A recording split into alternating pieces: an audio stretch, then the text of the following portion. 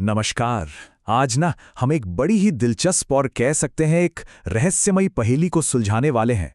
हमारे पास कुछ ऐसे सुराग हैं जो पहली नज़र में शायद बिल्कुल बेमतलब लगें, लेकिन जब उन्हें एक साथ जोड़ा जाता है तो एक कमाल की कहानी सामने आती है। तो चलिए शुरू करते हैं। तो हमारा पहला सुराग ये है।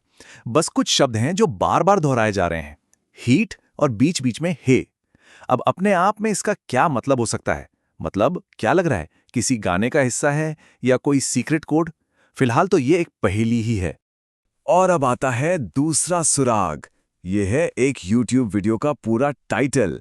इसमें लिखा है how to make keychain from waste materials, homemade glass keychain, bottle keychain. अब अचानक से वो जो पहला सुराग था, वो हीट हीट हीट वाला, वो थोड़ा थोड़ा समझ में आने लगा है ना? ठीक है, तो चलिए इस पहेली में थोड़ा और गहरा उतरते हैं।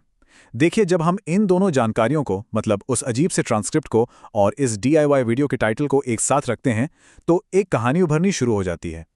ये स्लाइड जो है ना, ये सारे डॉट्स को एकदम परफेक्टली कनेक्ट करती है।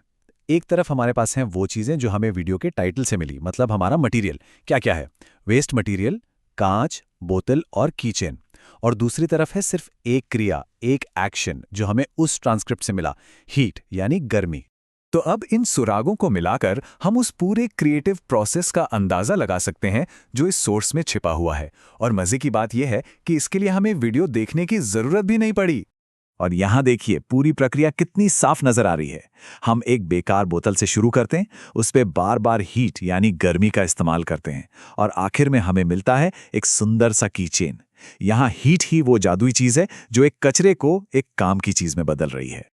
ये सोचना कितना कमाल का है कि पूरा का पूरा क्रिएटिव प्रोसेस सिर्फ एक शब्द पर टिका हुआ है, हीट। हमें लंबे चौड़े इंस्ट्रक्शंस की जरूरत ही नहीं पड़ी। बस हीट शब्द ही काफी था ये समझने के लिए कि एक बोतल को कीचेन में कैसे बदला जा सकता है। यह है कम से कम शब्दों में अपनी बात कहने की ताकत। चलिए अब सिर्फ कीचेन बनाने की बात से थोड़ा आगे बढ़ते हैं।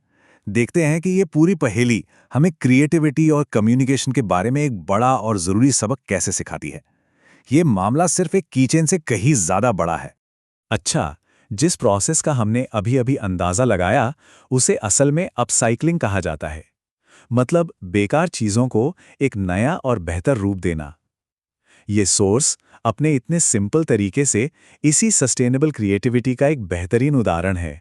और सच कहूं तो यही आज की सबसे बड़ी सीख है। किसी भी क्रिएटिव आइडिया की जड़ तक पहुंचने के लिए हमेशा बहुत मुश्किल निर्देशों की जरूरत नहीं होती।